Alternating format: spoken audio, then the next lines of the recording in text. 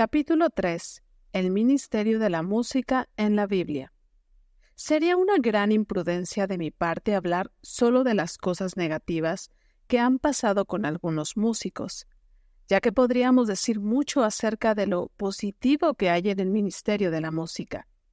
De hecho, creo que una de las razones por las que han sucedido cosas negativas es debido a que ha faltado un entendimiento mayor sobre la música como un ministerio al cuerpo de Cristo, un servicio al Señor y a su pueblo.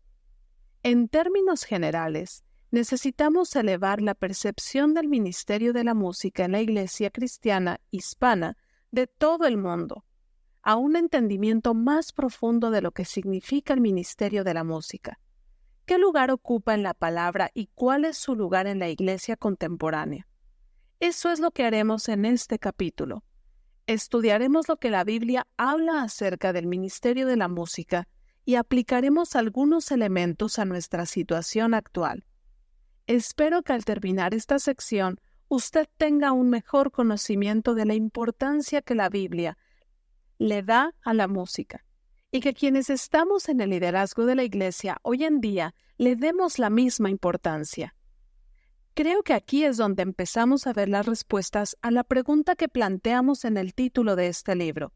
¿Qué hacemos con estos músicos?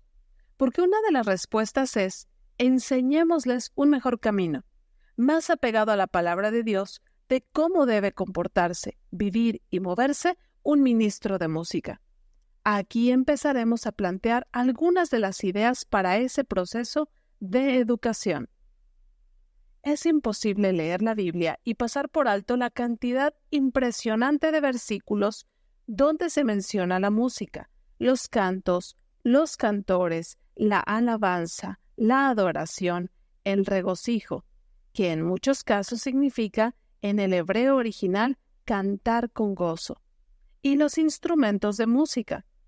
Una y otra vez vemos referencias a todas estas actividades dándonos a entender que es algo muy importante para Dios. Considere lo siguiente.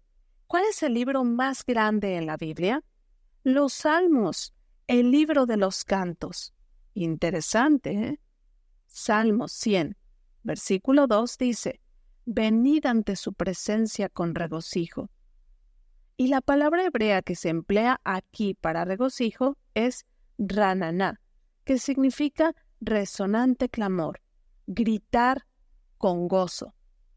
Rananá viene de la palabra hebrea ranán, que significa en gozo, en júbilo, en alabanza, en cántico.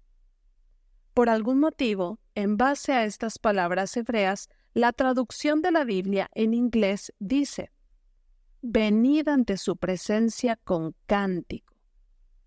De acuerdo a este versículo, el Señor ordena que la manera en que debemos acercarnos a Él es a través de resonantes clamores de júbilo y con cánticos.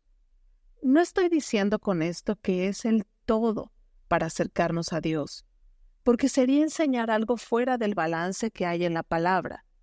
Lo que sí estoy diciendo es que existe este aspecto alegre y jubiloso de acercarnos a Dios, que tradicionalmente no se ha recalcado en la Iglesia. La música, el canto, la alabanza y la adoración tienen un lugar muy importante en el corazón de Dios. De tal manera que en la Biblia se mencionan estas palabras y otras relacionadas a estas, aproximadamente 800 veces. Interesante. Considere que al infierno solo se le menciona 70 veces en la Biblia. Y sin embargo, ¿cuántas veces hemos escuchado sermones fuertes sobre el infierno y cómo perecerán en el lago de fuego todos los que no se arrepienten? Esta verdad acerca del infierno es cierta y no es mi intención restarle importancia.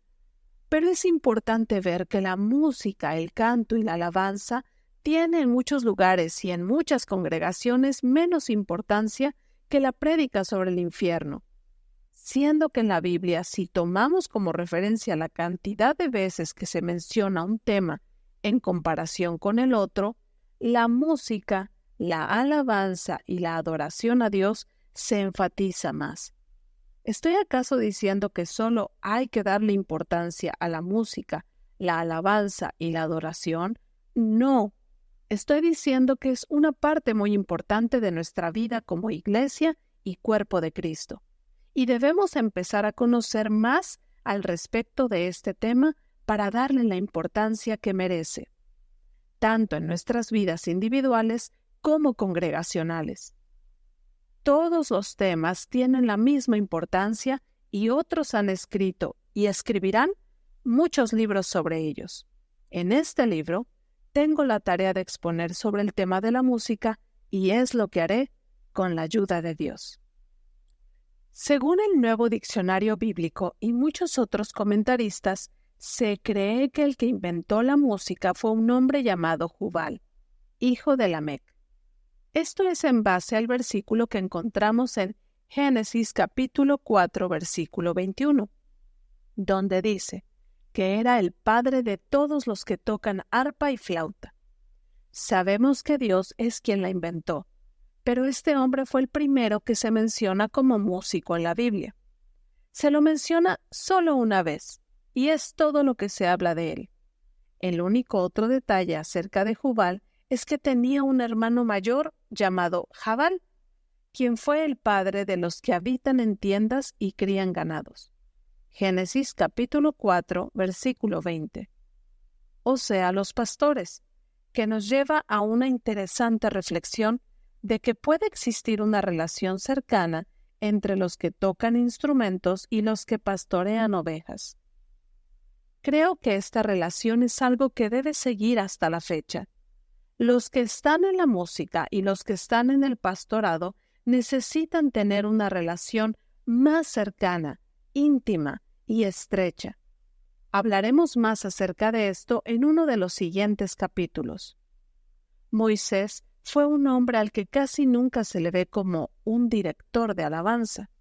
El solo hecho de mencionar su nombre como un personaje musical podría extrañarnos, pero al estudiar su vida y su liderazgo, sería imposible excluirlo como un personaje importante en la alabanza y adoración a Dios. Inclusive, Moisés tenía que haber sabido algo acerca de la música, ya que por lo menos en una ocasión enseñó un canto que Dios le dio para enseñar al pueblo de Israel. Deuteronomio capítulo 31, versículos del 19 al 22. Y cualquiera que ha enseñado en alguna ocasión un canto, sabe que entre más conocimiento tenga de la música, mejor va a poder enseñar el canto. Sobre todo, al leer el canto tan largo que Dios le da en el capítulo 32 de Deuteronomio. Sería imposible creer que no sabía algo de música, ya que debe haber sido una tarea monumental el recopilar y preparar este cántico para luego enseñarlo a los demás. No debe parecernos extraño que Moisés conociera acerca de música, porque fue criado en la casa del faraón, bajo el cuidado de la hija de éste.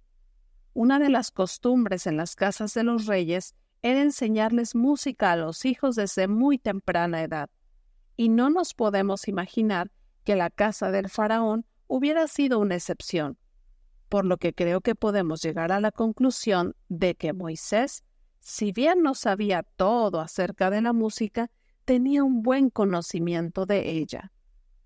Anteriormente, utilicé la frase director de alabanza, en referencia a Moisés. Permítame aclarar. Cuando Dios lo llama en Éxodo capítulo 3, versículo 12, le dice una de las cosas que hará el pueblo después de salir de Egipto. Servirá a Dios sobre este monte, Oreb, el monte de Dios. En otras palabras, a Dios le interesaba que Moisés sacara de Egipto al pueblo de Israel para que pudiera tener la oportunidad de servir a Dios, o sea, adorarle, trabajar para Él, rendirle culto, etc. La palabra hebrea aquí es abad. De nuevo, en el capítulo 5, en el momento en que Moisés y Aarón entraron a la presencia del faraón, le dijeron: Jehová, el Dios de Israel, dice así: deja ir a mi pueblo a celebrarme fiesta en el desierto. El Señor quería tener comunión con su pueblo y que éste pudiera tener la libertad de adorarle sin estar preocupado por nada. Su condición de esclavitud, la opresión, el dolor, el gemido, etc. Desde que formó al hombre, Dios ha querido tener comunión con sus hijos. Así que, en este sentido, Moisés era un director de alabanza, porque una de sus tareas principales era dirigir al pueblo de Dios a un lugar específico, el monte Horeb, para que pudieran tener un encuentro con Dios, hacerle fiesta, ofrecer sacrificios y servirle. Como sacerdotes y salmistas del nuevo pacto, esta es también una de nuestras tareas: dirigir a la gente al reconocimiento de la grandeza de nuestro precioso Señor Jesús, por medio de su Espíritu Santo, para que en ese lugar de reconocimiento pleno de su presencia, Él nos pueda hablar, cambiar, redarguir y moldear de acuerdo a su plan y propósito eterno. No podríamos terminar de hablar de Moisés sin mencionar el muy conocido Cántico de Moisés, que se ve por primera vez en Éxodo capítulo 15, y que después se menciona como algo que se estará cantando en el cielo. Este es un hermoso himno que compuso Moisés junto con María, su hermana, después de que Dios les había librado milagrosamente de la mano del faraón. Este canto es uno de los ejemplos más claros de lo que es el Cántico Nuevo, tema que menciono en mi anterior libro, Adoremos.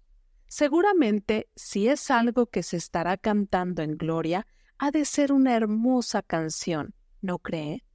Moisés, un gran líder, un gran hombre de Dios, un gran tipo de nuestro Señor Jesucristo y un gran director de alabanza. De David no debemos hablar mucho en esta sección, porque es quizá el músico más conocido de la Biblia. El hombre que, al estar pastoreando sus ovejas por allá en la pradera y en los campos, compuso muchos y muy bellos salmos al Señor, y que se expresó de una manera tan preciosa con su instrumento y su canto que lo llevaron para tocar hasta la casa del rey. También, al igual que Moisés, David era un gran líder y un gran hombre. De todos los hombres que se mencionan en la Biblia, David es el único que se lleva la distinción de haber sido de quien dijo el Señor que era un hombre conforme a mi corazón. O sea que es un hombre que sabe lo que a él le gusta. Creo que fue el corazón sencillo, humilde y puro de David lo que agradó tanto a Dios. También creo que sus canciones y alabanzas honestas, directas y sinceras que subían delante del Señor tocaban su corazón y lo llenaban de gozo y alegría. Un hombre conforme a mi corazón, dijo Dios acerca de David. Usted y yo daríamos cualquier cosa para que el Señor dijera eso de nosotros. Ojalá hubiera más hombres y mujeres de quienes Dios pudiera decir estas mismas palabras. Espero que el Señor levante pronto más de estas personas. Y esa es una de las razones por las que me atrevo a escribir este libro, con la esperanza de ver que Dios levante a más músicos conforme a su corazón. Veamos algunas de las cosas que David instituyó en el ministerio de la música.